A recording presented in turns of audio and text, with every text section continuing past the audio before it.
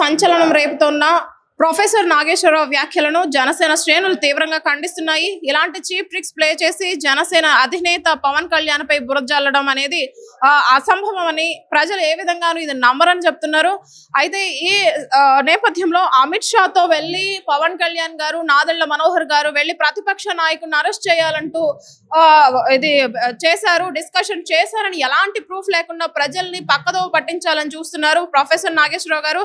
అయితే ప్రొఫెసరా మీరు అనలిస్టా లేదంటే వైసీపీ రంగు పూసుకున్నారా ఇండైరెక్ట్ గా అంటూ కూడా వీళ్ళు కామెంట్స్ చేయడం జరుగుతుంది జనసేన శ్రేణులు. సరే, అయితే ఈ నేపథ్యంలో జనసేన నాయకులు మనతో ఉన్నారు. రుద్రశేఖర్ నాయుడు గారు, ఆయన అడిగి తెలుసుకుందాం.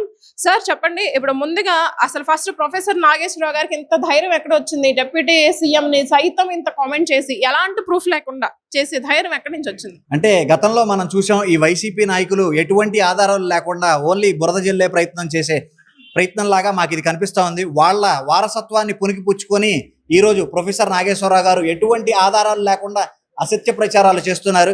ఈ అసత్య ప్రచారాలకి ఆయన వెంటనే ఎవరు చెప్పారు అన్నదైనా బయటికి బహిరంగంగా తెలియజేయాలి, లేదా ఆయన బహిరంగ క్షమాపణ తెలియజేసి ఆయన వ్యాఖ్యలు ఏవైతే ఉన్నాయో వాటిని ఉపసంహరించుకోవాలని చెప్పని మీ మీడియా మిత్రుల సమావేశం ద్వారా మేము నాగేశ్వరరావు గారిని కోరడం జరుగుతుంది.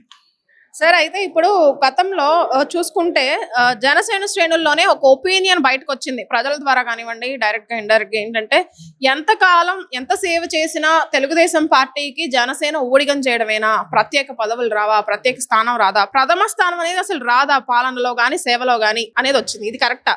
అయితే ఇది ఎంతవరకు కరెక్ట్ సమర్థిస్తారా మీరు? ఇక్కడ మనం మెయిన్ గా కళ్యాణ్ గారు చెప్పిన మాటలు చాలా స్పష్టంగా ఒకసారి తెలుసుకోవాల్సిన విషయం ఉంది. కళ్యాణ్ గారు చెప్పింది 15 సంవత్సరాల కూటమి ప్రభుత్వం ఉంటుంది అని చెప్పారు తప్ప 15 సంవత్సరాలు మనం టీడీపీ పార్టీకి పని చేయాలి అని మాత్రం చెప్పలేదు. ఆ విషయం మీరు గుర్తించాలి.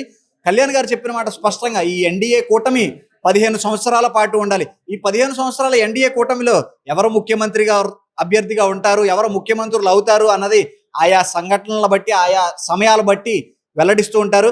అలాగా కళ్యాణ్ గారు కూడా ముఖ్యమంత్రి అయ్యే అవకాశాలు 100కు 100% ఉన్నాయని చెప్పని ఈ సందర్భంగా తెలియజేస్తున్నాను.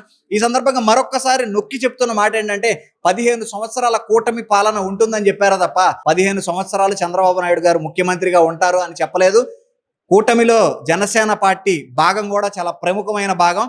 ఆయన కూడా ముఖ్యమంత్రి అభ్యర్థిగా రానున్న రోజుల్లో ముందుకు వెళ్లే పరిస్థితులు చాలా ఉన్నాయని చెప్పని ఈ సందర్భంగా తెలియజేస్తున్నాను. సో చూసుకుంటే సార్, తమిళనాడులో ఎటువంటి అంచనాలు లేకుండా పార్టీ పెట్టిన వెంటనే విజయ్ సీఎం అయ్యారు. సో అలాగే ఇండివిజువల్ గా ఒక క్రేజ్ ఉన్న CM deputy CM Pawan Kalyan garu ఏపీలో ఎందుకు సీఎం కాలేకపోయారు? ఒకటి, పొత్తు పెట్టుకుంటేనే ఆయన కనీసం డిప్యూటీ సీఎం పదవైనా వచ్చేదా, లేదంటే ఫ్యూచర్ లో డైరెక్ట్ సీఎం అయ్యే అవకాశాలు ఎంత మేర ఉన్నాయి? ఇక్కడ మనం ఆంధ్రప్రదేశ్ రాజకీయాల్ని తమిళనాడు రాజకీయాల్ని కలిపి చూస్తున్నామండి.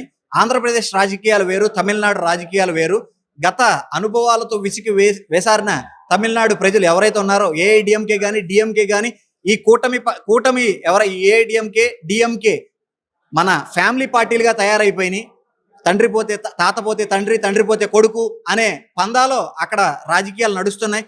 ఇటువంటి సుదీర్ఘ అనుభవం ఉన్న రాజకీయ పార్టీలని విసిగి వేసారిన ప్రజలు కొత్త పార్టీ వైపు మొగ్గు చూపారు. అదే సమయంలో విజయ్ గారు అనేక స్ట్రాటజీలతో గెలిచారు. అది సంతోషమే కాదనట్లేదు. కానీ ఆంధ్రప్రదేశ్ రాజకీయాలు అనేది పూర్తిగా డిఫరెంట్.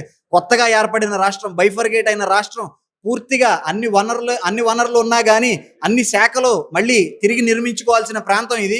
ఇవాళ ఆంధ్రప్రదేశ్ ప్రభుత్వం ఏదైతే ఉందో కూటమిగా ఉంది అంటే ప్రజలు విసిగి వేసారిపోయిన ఈ వైసీపీ ప్రభుత్వాన్ని పారదోలి కూటమికి ఓటు వేసి చివరికి వైసీపీకి ప్రతిపక్ష హోదా కూడా లేకుండా చేశారు. అటువంటి తిరుగుబాటు ఇవాళ ఆంధ్రప్రదేశ్ రాష్ట్రంలో వచ్చింది. ఆంధ్రప్రదేశ్ అభివృద్ధి కూటమితోనే సాధ్యం అని చెప్పని 2024 ఎలక్షన్ల ద్వారా ప్రజలు తీర్పిచ్చారు. ఇక్కడ మనం అర్థం చేసుకోవాల్సిన విషయం ఒకటే, ఇండివిజువల్ గా వెళ్ళే సత్తా జనసేన పార్టీకి ఉన్నప్పటికీ ఇటువంటి ఛాన్స్ తీసుకోకూడదు. మళ్ళీ ఇంకొక రాక్షస పరిపాలన ఇంకొక 5 సంవత్సరాలు భరించే ఓపిక ఈ రాష్ట్ర ప్రజలకు కానీ ఈ రాష్ట్రానికి కానీ లేదు. ఇప్పటికే మనం 25 సంవత్సరాలు వెనక్కి వెళ్ళిపోయాం. ఒక 5 సంవత్సరాల్లో ఒక అరాచక పాలన సాగినందువల్ల 25 సంవత్సరాలు మనం వెనక్కి వెళ్ళిపోయాం అన్న భావనతో అందరూ పూర్తిగా పొత్తు పెట్టుకొని ముందుకు వెళ్ళడం జరిగింది. రానున్న రోజుల్లో ఆ రాక్షస పరిపాలన మళ్ళీ ఇంకా రాబోదు అని చెప్పని కళ్యాణ్ గారు అనేక సార్లు చెప్పారు. ఇలాగా సింగిల్ గా వెళ్ళినా పొత్తులతో వెళ్ళినా రాజకీయబద్ధంగా సక్రమంగానే అన్ని జరుగుతున్నాయని చెప్పని సందర్భంగా తెలియజేస్తున్నాం. సో ప్రొఫెసర్ నాగేశ్వరరావు వ్యాఖ్యలు అటుంచితే అవి చీప్ వ్యాఖ్యలని, అవి ఎటువంటి ప్రభావం పార్టీ పైన కానీ ప్రజల పైన కానీ చూపించలేదని చెప్పి అంటున్నారు ఇక్కడ జనసేన శ్రేణులు.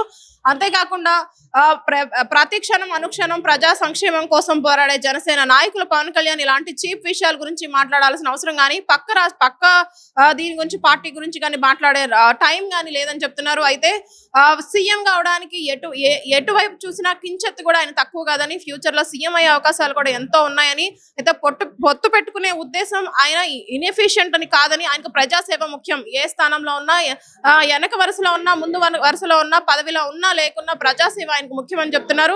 సో చూద్దాం.